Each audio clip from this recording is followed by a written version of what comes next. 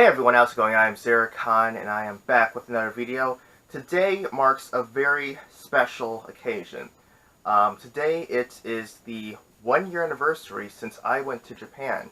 Well, actually, I'm recording this 5 days early, so when you see it, it'll actually be the 1 year anniversary.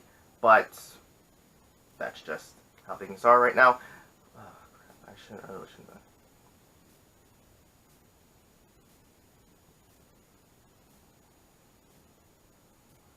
Hey everyone, how's it going? I am iamxeracon. I'm back with another video. Today is a very special occasion, I guess you could say. It's a special day because today marks the 1 year anniversary since I went to Tokyo, Japan. That is right.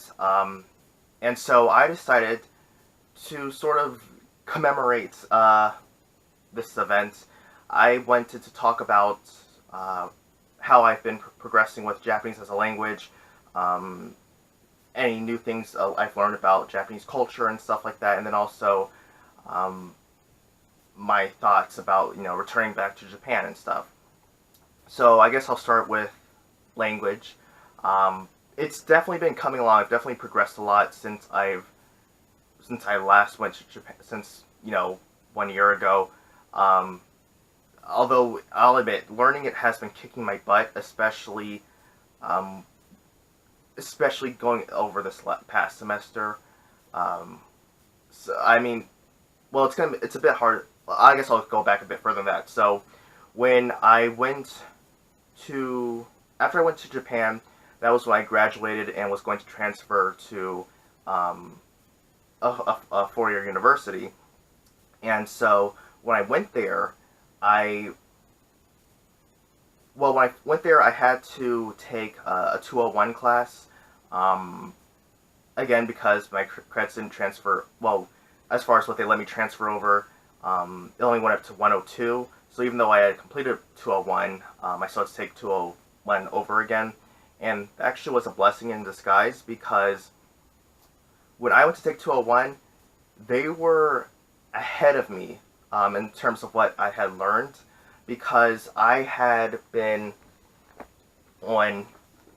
using this book, Genki 1, and so I think I went up to chapter, as far as what I learned, I went up to chapter, I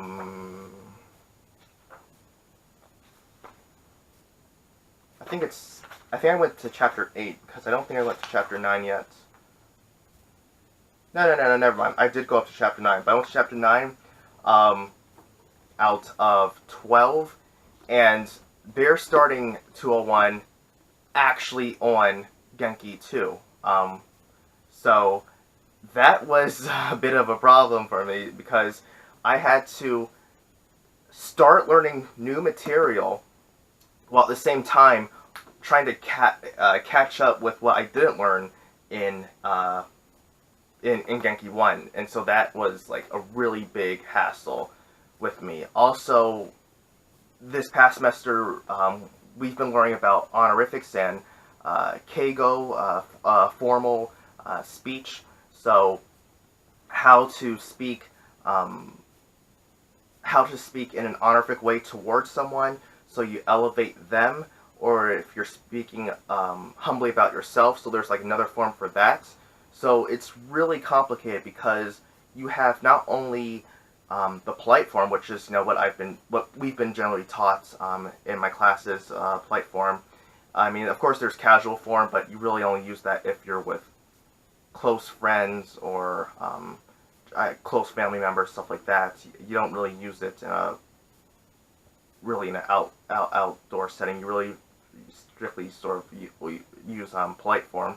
But then you have the honorific form, keigo, and then you have the other form of keigo, which is a humble form. I can't remember the exact form. They're both keigo, but I don't remember what the full name is of them.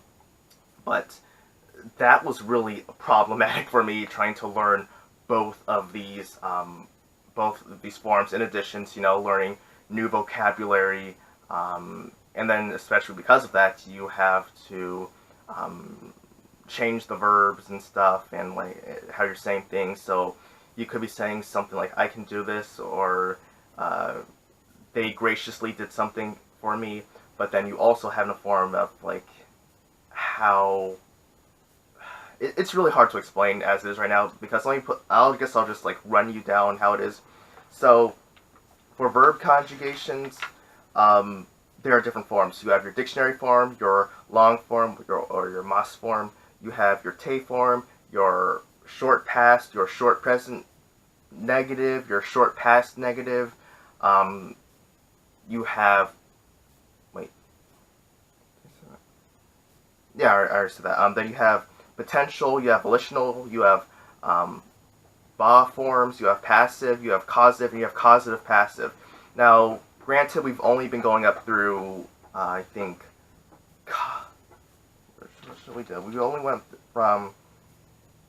learned about passive causative and causative passive this past semester, but at the same time, we've also been learning about keigo and the different forms that entails, and that was really grueling for me.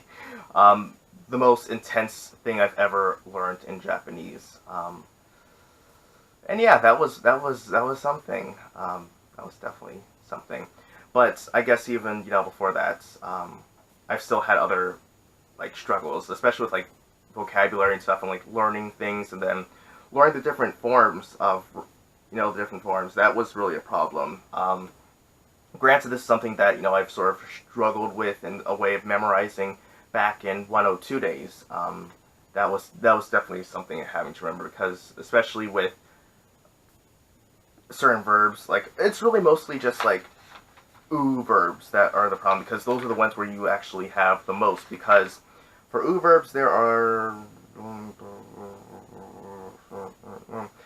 9 ways you can have it, whereas with other verbs like oh wait, no, I remember mine. 11, up to 11. I mean, sometimes depending on what it is, because depending on the type of verb it is, it's hard to explain it right now. Like the book here has a good example. For example, toru and aru. So, for example, for short present negative, you have toranai, or you could have just nai for aru. So there's that. But it's like really a problem. I mean, for ru verbs, that's fine, because ru verbs are the same. Ru verbs are simple and easy to remember. And irregular verbs, it's simple. Like suru, you have shimasu, shite, shita, shinai, shinakata. Dekiru. You have. It's easier to remember those because they're always going to be the same.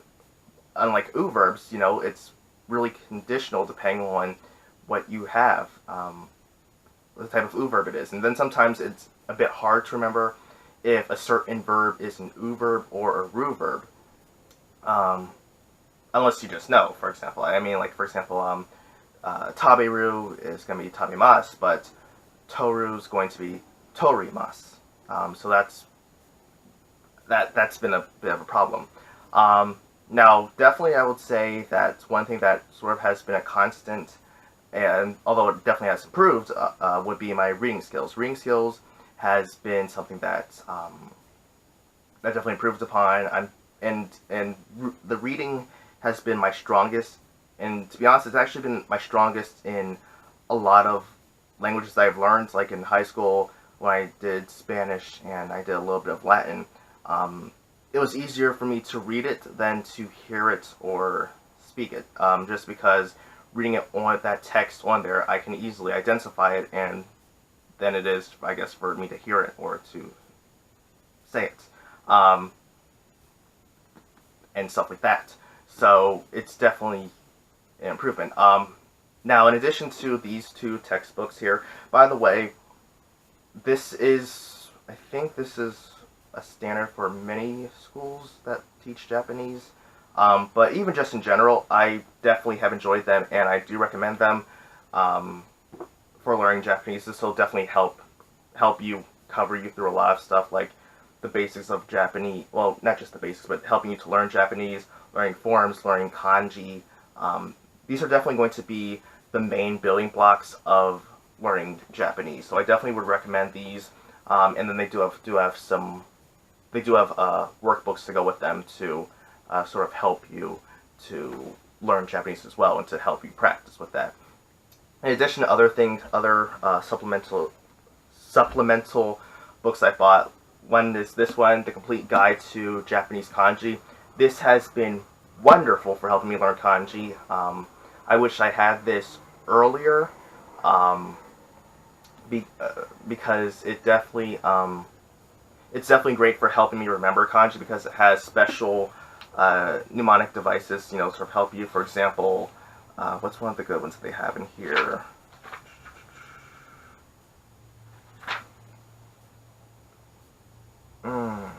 Oh yeah, for example, for sound, or oto, the mnemonic is sound of the rising sun. So basically, this is it here. You have this kanji actually here means sun. Um, I mean, this one, the kanji here, means to stand. So, well, I mean, that's a poor example there.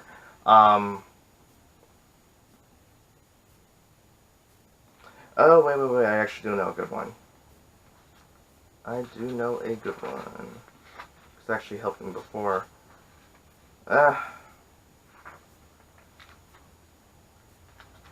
Okay, this isn't a good example here, but, oh yeah, here's a good one. Mushi, meaning insect or worm. The mnemonic is a hooded snake rears to catch an insect. And so it does look like a, like a cobra, staying on top of a worm there. So it's definitely good to help you, or it definitely helped me a lot with learning kanji and stuff, especially for when I had kanji tests. So that definitely was a big help to remember the kanji and stuff. And then also it's good just to, learn kanji, and it has the kanji in order of the kanji that's taught in Japan, from first to sixth grade. So it has all of it. The first 80 for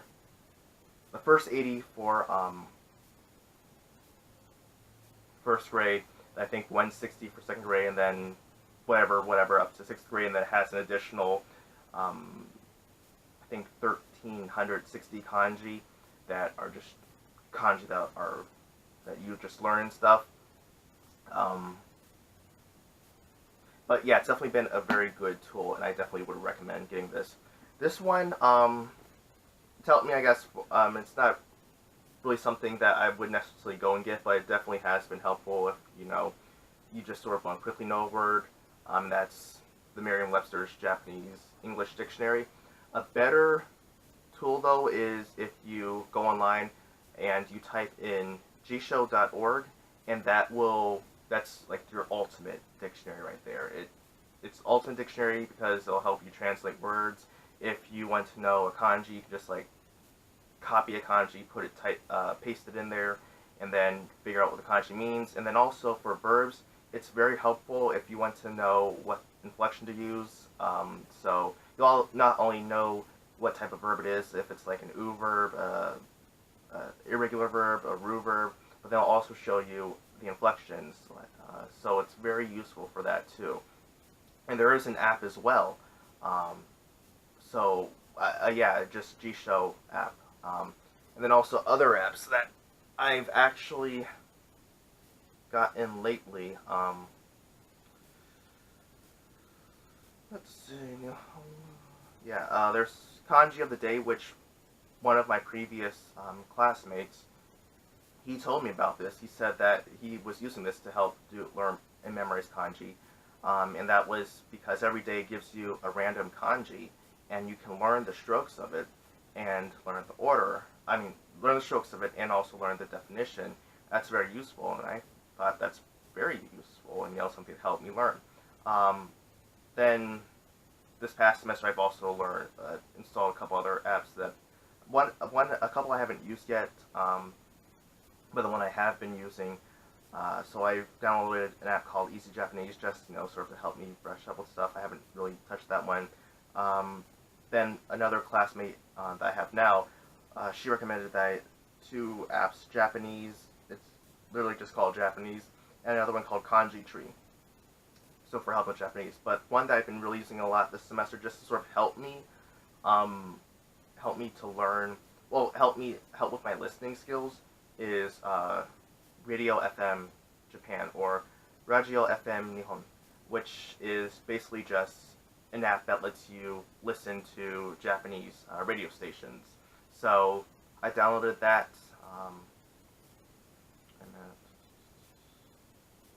me see if I can pull one up for you.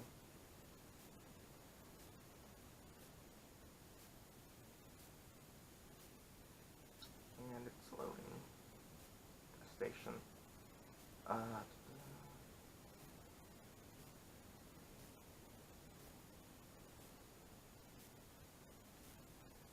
not sure what's going to be on right now because considering the fact that it's noon here, so it'll be like 1 in the morning over there.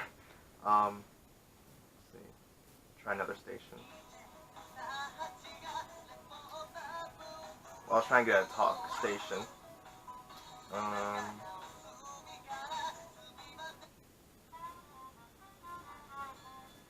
And that's just music. So I don't think we'll have any talk radios right now. But I've been using that to help me. Although I've been listening to it at nighttime, sort of as I go to bed. So that, or just when I'm trying to do some homework. So during that time, it's daytime over there. So that's probably why it's not working as well now as it would be then. And then, strangely enough, I have gotten a couple times where they've been speaking in English, and so that has been really crazy. So that's been definitely crazy. So yeah, so that's really just about everything with Japanese-wise, as far as language goes.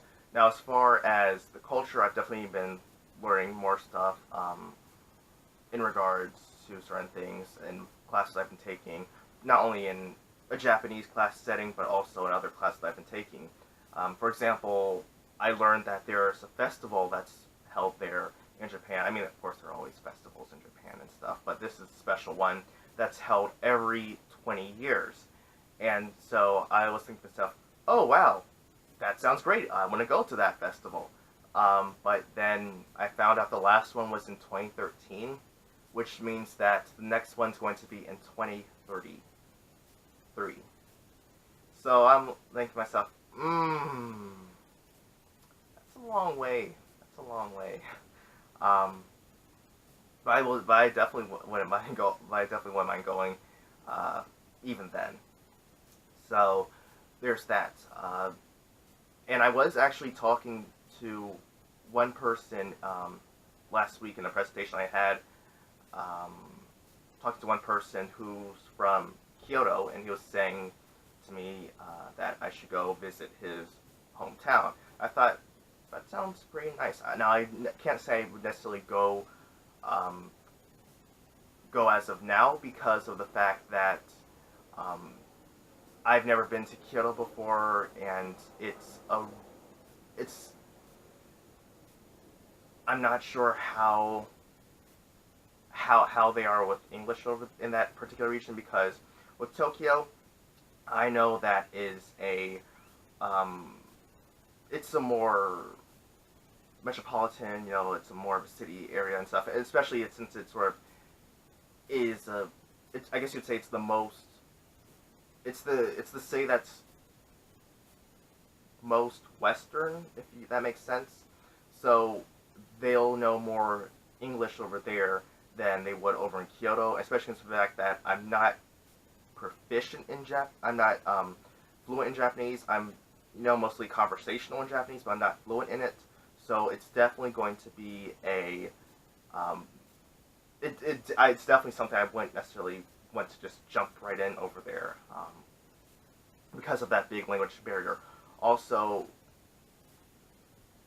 so yeah, so that's why Kyoto. I mean, if maybe once I definitely learn enough that I feel more comfortable with Japanese, then I would probably want to branch out to a further area. But right now, I would just have to be really cautious, especially considering the fact that I would definitely need someone who would either A, know the area well, or B, they would also, or B, they would be quite fluent in Japanese. So that would be the other option for me to weigh. Um, Now, one thing I can actually also say is the fact that, I got this from one of my classmates. She went to, she was somewhere in New York and they had Japanese newspapers, so I got this and it was definitely good reading material just to sit there and just try to, read this and try to see how much I can read and decipher and stuff, so that was fun. Um, but yeah, so also in other cultural things, uh, this, yeah, it was back in February. We were doing flower arrangements, and so we actually got to make our own flower arrangements, and it was it was definitely interesting. And the funny thing is the fact that I I brought my flower arrangement home, um, thinking it would only last for about 4 weeks tops, and then everything would be dead. But I mean, I had no, three flowers that died, but the other plants, they actually still lived. In fact, uh, one of them started to sprout leaves, and it grew roots, and it's just in like a sort of like a cup or muggish sort of thing of water, and I'm thinking to myself, wow, that's incredible. I didn't think that was actually going to happen. Um, and then we also got to make onigiri, which is like little rice balls and stuff like that. Um, no, we didn't. We didn't make sushi. Um, no, we didn't. No, we didn't. No, we didn't make sushi. We did make something else though, but I can't remember exactly what that is. But we did other Japanese culture related things in the class. Wait, is this thing? Yeah, it's still recording. So I've definitely learned a lot in that manner and regards. So it's so that's definitely been interesting. Now, as far as like going back, I would definitely say yes, I would go back because I am just enjoy it so much.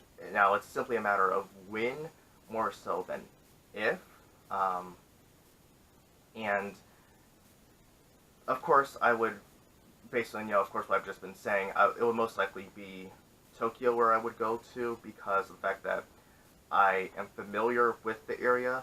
I mean, I haven't been everywhere in there, and I only went there one time, but I have more experience. I'm more familiar with that area than I would be anywhere else. And like I also said before, it's also um, it's also an area that would be easier for me to navigate and work around it in because of the fact that uh, there would be more English there than anywhere else. So there's that. Of course, like I said before, oh wow, where was I when I said that? I was at the I was at the Palace Gardens, and I said that.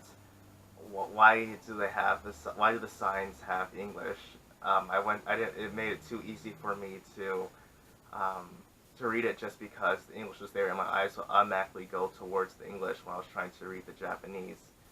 So even though there's that part, I still, since I would probably most likely be by myself or maybe with one or two other people, it would be easier to be in Tokyo than to be in other places. Um, just for staying and trying to navigate and stuff like that. So there's that.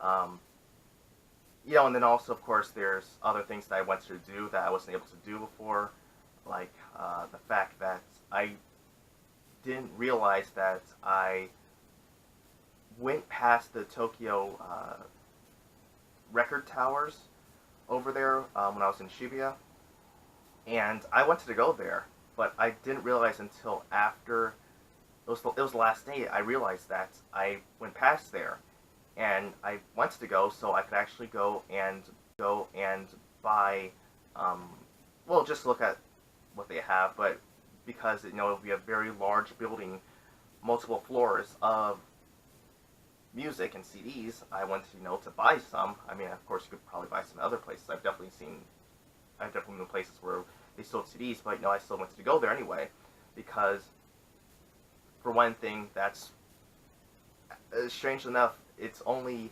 been like Japanese music that I've actually been buying CDs. Otherwise, I've just been buying stuff on iTunes. Like for example, I have this, the Unravel CD, which was for Tokyo Ghoul. Tokyo Ghoul. Of course, I have other ones like I have the Dragon Ball Z Kai AKB 48 CD. I have the another well the CD for another. I have I can't remember the other ones. I'll say I can't remember the other ones, but I have those as well. So I went to go and get other CDs as well. Of course, there's the other thing which also might be a bit obvious, but is to get the games that I can't get over here physically in America, or they just don't have them over there. For example, they don't have this I Am Setsuna or Ikeni Eito Yuki no Setsuna. They don't have it physically over here. And then before a couple days ago, when they announced it, they didn't have Monster Hunter Double Cross over here. I mean, now of course they're going to be bringing it over in August, but they weren't going to bring it over, so I had this imported. I bought this when I went there, and I had this imported.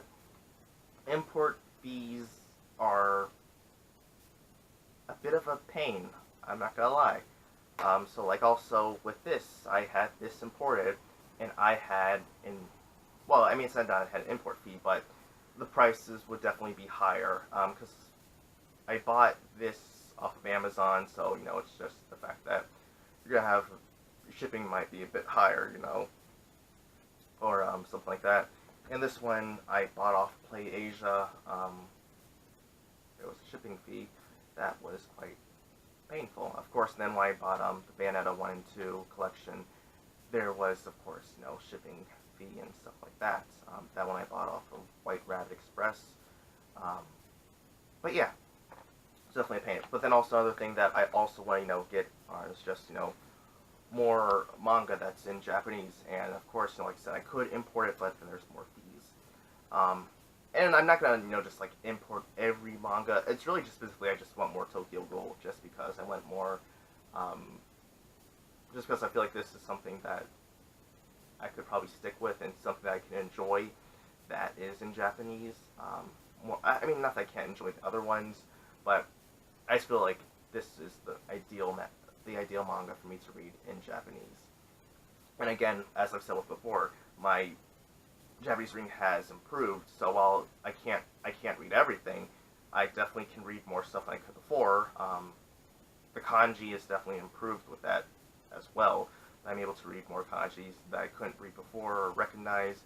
So I'm seeing stuff like, oh wow, yeah, I definitely see what that is. I definitely understand that. And then even sometimes where I might not even know what the kanji is, if I can look and identify it, some of the radicals or something like that, or see what some, I guess you could say the sub-kanji in the kanji is, I could sort of get an idea for what it means.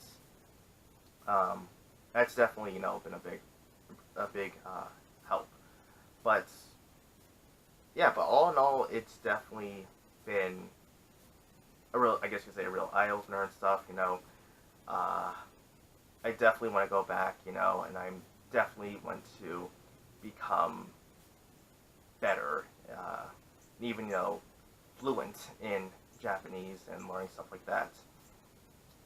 But yeah, but that's it. So until next time, everyone, I am iamxeracon signing off. Have a good one.